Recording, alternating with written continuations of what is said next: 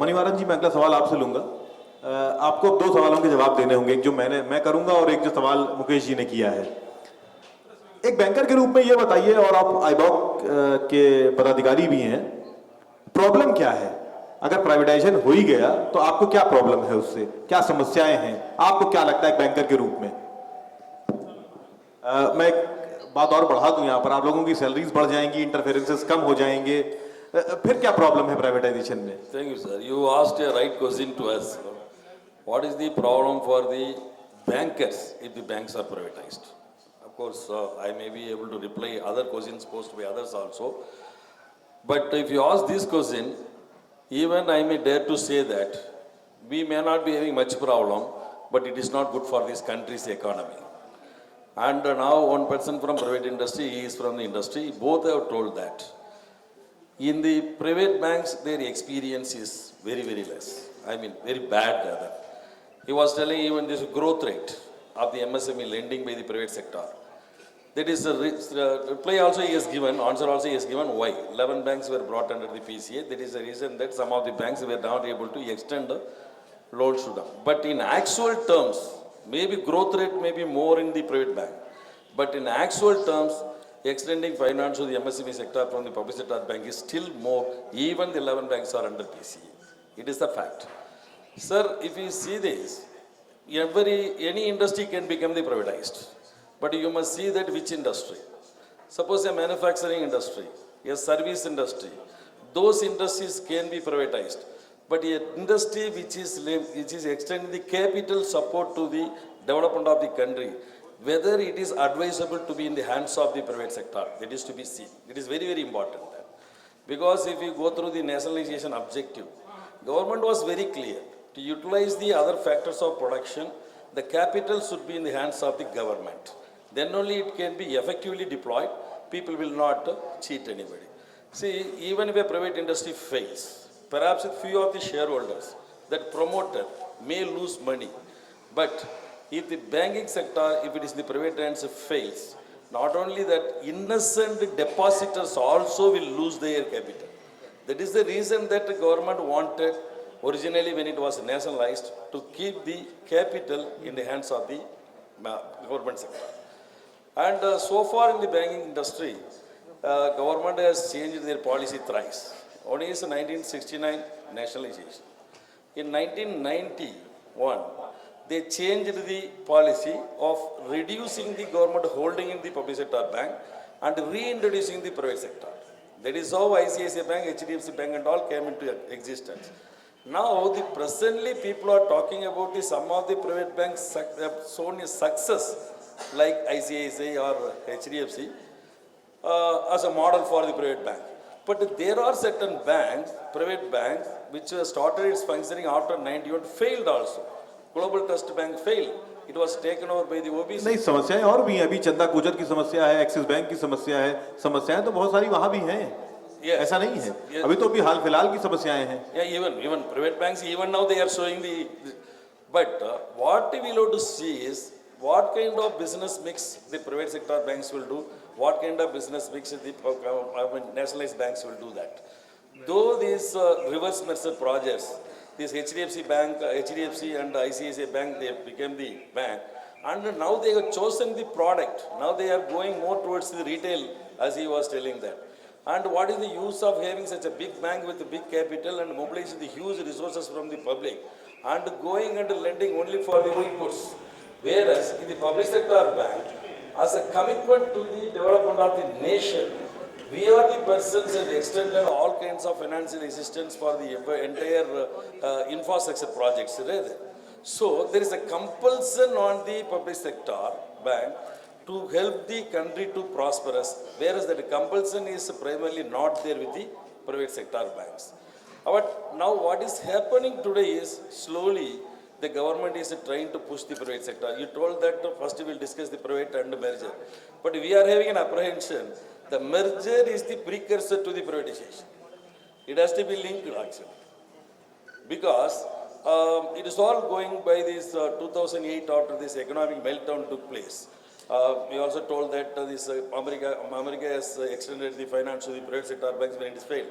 During that time, The certificate was given by the World Bank despite this economic meltdown witnessed by the entire globally. The public sector banks in this country, it stood like a rock. And I want you to refer the book written during those times that the growth rate on advances, it was much more than the private sector banks during 2007-2008. It was a fact. And that was the time this finance commission was formed and it was headed by a former RBI governor, Ram Rajan. He only told in that report, there is no compulsion on the government of India to run the public sector bank. Those banks are to be privatized. It was told by him. And further he says that when he was appreciating the existence and the business level of the public sector bank, but still he is telling that the finance commission is recommending to privatize the entire public sector bank, but he had a small apprehension that it needs a political will.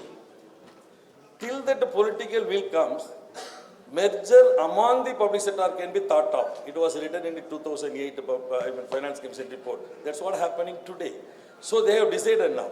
Now, sir, one more thing, what the government is trying to do that, which is perhaps will be killing the Indian economy. Even today, 70% of the our public, they are in the rural sector or semi-urban sector, and they are relying on the small businesses only. And what now the government is trying to do that, instead of practicing the universal banking, which was given to the banks to do all the kinds of financial products are sold under the one umbrella, now they are trying to go for this, portfolio banking. So they have started now you see the dangerous condition it is imposed on the country now. Now the transaction business is managed by these small payment banks. All the payment banks are in the private hands. Small businesses are held by the small banks with the 500 crores capital, all are in private hand, NBFCs were started. Now, the government has relaxed rules, even the agricultural loans can be given through the NBFCs. Slowly, the separate portfolios, it is being handed over to the private. And before this first phase of discussion, I want to end up with a small comment. Airtel Bank has started its operations. And they are the payment banks. As per the licensing norms, Airtel Bank being the payment bank, they cannot go for any lending, but they can take deposits up to 1 lakh rupees. This is a condition. Another one is, the owners also cannot utilize the money mobilized. It is also. Over a period of 5 years, the owner's stake has to be reduced. So obviously, the money which is collected through deposit of the public cannot be deployed either by a loan or by way of utilizing it. That is the thing. But Airtel Bank has offered to the poor public in the rural area 7.25% of the deposit interest rate for the demand liabilities. I mean SB deposits. SB deposits, when we are unable to give even the 4%. And the Airtel Bank has given 7.25%, and that money cannot be deployed by them. There is no control over them. They cannot give the loans. They cannot invest in any kind of instruments. The owners also cannot use that. And where these funds are going to be deployed? Very big question it is. Very big question. So this is what the private banks will do, because their objective, their idea is somehow do anything, make profit. But there is not the compulsion on the public sector bank. They are primarily for the uplift of the country. नहीं, क्या आपको लगता है कि जो merger हो रहा है इससे एम्प्लॉयमेंट पे भी कोई फर्क आएगा? Sir, I love to be a bit elaborate. As I told you, this merger is aiming to privatize the banking sector. That is the basis. Again, I am taking you to the Finance Commission report which was submitted in 2008, where Raghuram Rajan has suggested the merger of the banks before privatizing. The UPA government, when it was there, Honorable Finance Minister, then Finance Minister Chidambaram has told that, though the report was in hand, we are also favoring merger, but we are leaving to the individual banks to decide how to merge and with which bank they should merge. But in 2014 November, after this government took charge, the Honorable Finance Minister has announced a third policy decision in the public sector. The third policy decision was, one was, any bank, public sector bank, earns the lesser than the industry's average return on assets and return on equity, those banks will not be given the equity support, capital support that he announced. Another one he announced was the public sector bank government holding will be brought down to 51% from the existing level. This is the third policy announcement the government has announced so far from the nationalization. So the very idea of pressurizing the merger also to privatize the banks only, and why merger? Then next question arises. Then I think I am able to give you the answer to you. Again, by merging, making it to privatize, making the public sector institution to target the profit. So far, the government has not told anywhere.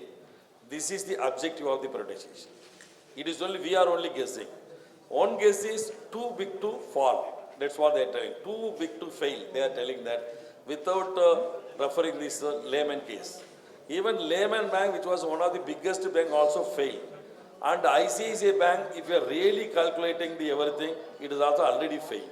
So whether it is a big or small, it is not going to matter. It can fail. So that one reason they are telling that. Another reason what they are telling is perhaps rationalization of the branches, number of branches, it can be reduced. Redeployment of the staff, as he is told that it will be reducing the job opportunities. Third one is the reduction of cost. These three are, they did not say, we guess.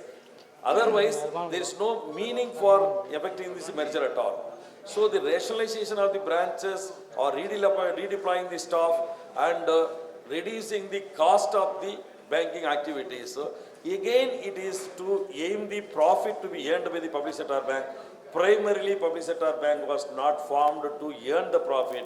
It was only to ensure the social upliftment of this country. And the capital which is in the hands of the government, it is to be deployed properly. Sir, once again, I will recall another story, ILF story. It is an NBFC. And the NBFC was given a huge money to them. The capital which was in the hands of the banks, it was extended in the hands of ILFs to handle. What happened ultimately? Ultimately what happened? And how this private sector has managed it. Yesterday's news says that the previous year it was 125 crores. Next year there's a loss of 1,400 crores. And they are telling the top line of the company, they have taken 32% of the income as a salary. And their auditors, they could not question that. This is what happened. But in the public sector, it cannot happen. It has got so many controls, so many checks, so many balances. Very true. So, primarily this merger is to privatize the public sector bank, which is not good for the bank. I am not seeing from the employees and officers angle alone. Yes, it is going to be a different culture. And as he was telling that the competitive spirit among the banks will go, it will reduce the innovative products and services to be introduced in the bank. All those things are there. But still, an effective bank, efficient bank, even after the merger also manage all those things. But the biggest question in front of us is whether it is good for the India kind of economy, where still that 70% of people are in the rural sector.